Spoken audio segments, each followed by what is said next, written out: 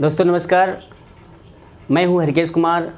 दोस्तों आज मैं पुनः आपके समक्ष कहानी का दूसरा भाग लेकर के आया हूं और उस भाग का नाम है प्रेमचंद युगीन हिंदी कहानी। दोस्तों इसके पहले आप लोगों ने पढ़ा है प्रेमचंद पूर्व हिंदी कहानी। दोस्तों अब हम पढ़ेंगे प्रेमचंद युगीन हिंदी कहानी। दोस्तों यह topic UGC net, KVS, NBS, TGT, PGT आदि के लिए अति महत्वपूर्ण है। दोस्तों अगर हम प्रेमचंद युगीन हिंदी कहानी की बात करें तो प्रेमचंद का युग कहानी कला के विकास का उत्कर्ष का युग था। इनके समय से ही आख्यायिका यानी कि शिक्षा लेने वाली कल्पित लघुकथा, कहानी के स्थान पर यथार्थ सच्ची कहानी का प्रारंभ होता है। और प्रेमचंद जी पहले ही उर्दू में लिखा करते थे। उनका उर्दू में लिखा हुआ प्रसिद्ध कहानी संग्रह आपको मालूम होगा सोजे वतन है, जिसका प्रकाशन 1907 में हुआ था, जो स्वातंत्र्य भावना से ओतप्रोत होने के कारण अंग्रेजी सरकार के द्वारा उसे जब्त कर लिया गया था। प्रेमचंद हिंदी के युग प्रवर्तक कहानीकार माने जाते हैं। प्रेमचंद जी नवाब राय के नाम से पहले कहानियाँ लिखा करते थे। सोजे वतन 1907 के जब्त होने के बाद से आपको मालूम होगा दया नारायण निगम के द्वारा प्रदत्त प्रेमचंद नाम से कहानियाँ लिखना प्रारंभ करते हैं और उनका यह नाम हिंदी साहित्य में अमर हो गया। दोस्तों वर्ष 1916 में उनकी हिंदी में लिखी प्रथम कहानी पंच परमेश्वर प्रकाशित हुई थी। उनकी कहानियों में पंच परमेश्वर के अतिरिक्त भी बहुत सारी कहानियाँ ऐसी रही हैं जो कि हिंदी साहित्य में अपनी अमिट छाप छोड़ करके गई हैं। दोस्तों जैसे आत्माराम, बड़े घर की बेटी, शतरंज के खिलाड़ी, वज्रपात, रानी सारंगा, अलग्योझा, ईदगाह, पूस की रात और सुजान भगत, और सबसे महत्वपूर्ण और सबसे प्रौढ़ जो कहानी मानी जाती है 1936 ईस्वी में, वो थी कफन। दोस्तों इसके अतिरिक्त परीक्षा आदि विख्यात कहानियाँ रही हैं। उनकी पहली कहानी की यदि हम बात करें तो पंच परमेश्वर, जिसका प्रकाशन 1916 ईस्वी में हुआ था, और अंतिम कहानी कफन 1936 ईस्वी में। अतः इस युग को प्रेमचंद युग कहना समीचीन होता है। प्रेमचंद ने अपने जीवन काल में लगभग 300 कहानियाँ लिखी थी, जो कि मानसरोवर के 8 खंडों में संकलित है। प्रेमचंद की प्रारंभिक कहानियों में आदर्श का पुट दिया गया है। पंच परमेश्वर, आत्माराम, प्रेरणा, ईदगाह, नमक का दरोगा आदि कहानियों का मूल उद्देश्य है सच्चे का बोलबाला और झूठे का मुंह काला। दोस्तों याद रखिएगा, जो मैंने कहानियाँ बताई आपको, पंच परमेश्वर हो, चाहे आत्माराम हो, चाहे प्रेरणा हो, ईदगाह हो, नमक का दरोगा हो, इन सभी कहानियों का जो मूल उद्देश्य है वो है सच्चे का बोलबाला और झूठे का मुंह काला।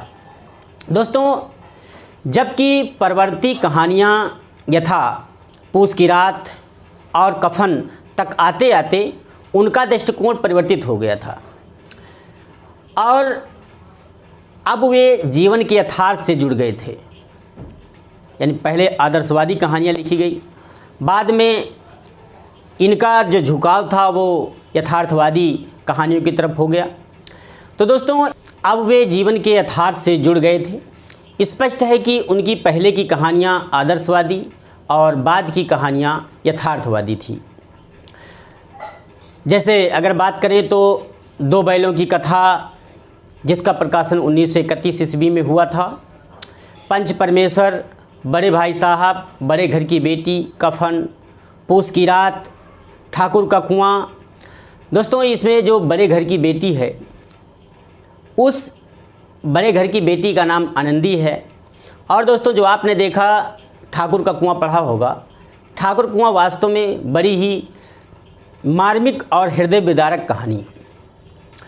ये कहानी गंगी गांव की है और इसमें एक महिला अपने पति को स्वच्छ या निर्मल पानी नहीं पिला पाती है। ये कष्ट उसके हृदय में हमेशा विराजमान रहता है। दोस्तों, आगे यदि हम प्रेमचंद की आरंभिक कहानियों की बात करें तो इनकी आरंभिक कहानियाँ आदर्शात्मक, इतिवृत्तात्मक एवं घटना प्रधान है।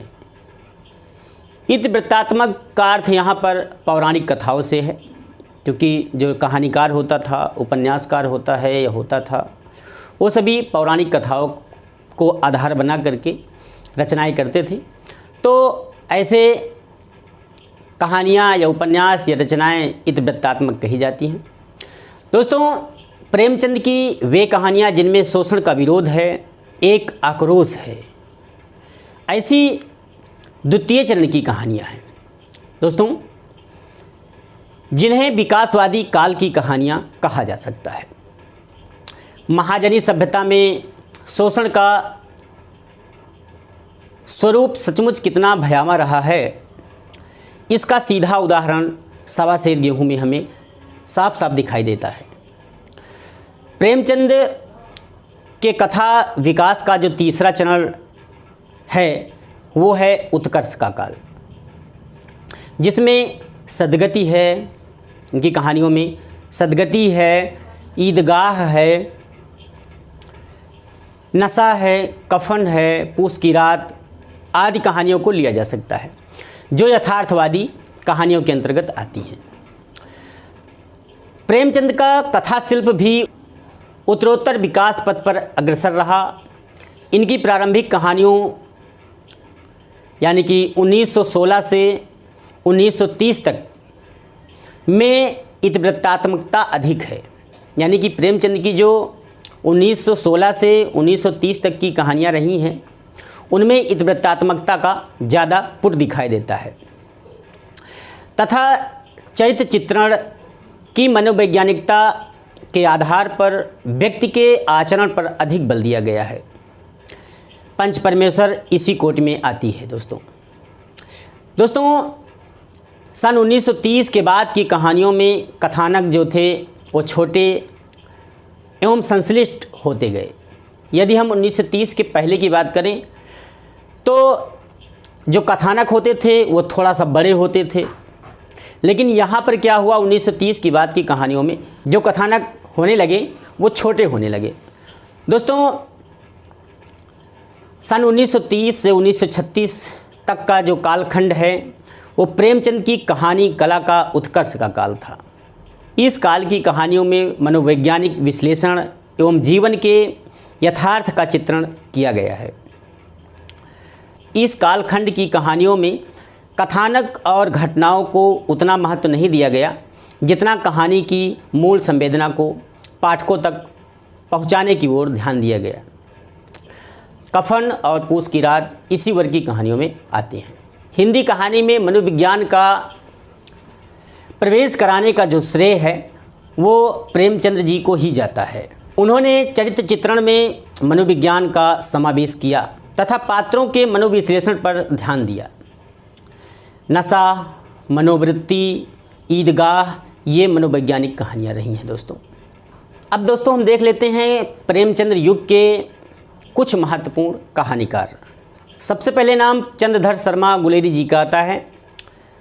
चंद्रधर शर्मा गुलेरी जी ने भी बहुत सारी कहानियाँ लिखी हैं, जैसे सुखमय जीवन इनकी एक महत्वपूर्ण कहानी रही है, जिसका प्रकाशन 1911 ईस्वी में हुआ था। और दोस्तों बताते चलें कि ये कहानी भारत मित्र में छपी थी। दूसरी जो इनकी कहानी थी वो थी बुद्धू का कांटा, जिसका प्रकाशन 1914 ईस्वी में हुआ। दोस्तों आपको बता दें, एक अनोखा कहानीकार रहा जिसने बहुत ही कम कहानियाँ, यानी जो प्रकाश में आई वो केवल 3 कहानियाँ आई। उनमें से आपने देखा कि सुखमय जीवन, बुद्धू का कांटा और उसने कहा था। मात्र 3 कहानियाँ लिख करके इतिहास में अपना नाम अमर कर जाने वाला एकमात्र कहानीकार चंद्रधर शर्मा गुलेरी था। सुखमय जीवन जिसका प्रकाशन 1911 में हुआ, इस कहानी का प्रकाशन भारत मित्र पत्रिका में हुआ था। दोस्तों, बुद्धू का कांटा ये 1914 ईस्वी में प्रकाशित हुई और उसने कहा था, जिसका प्रकाशन 1915 ईस्वी में हुआ।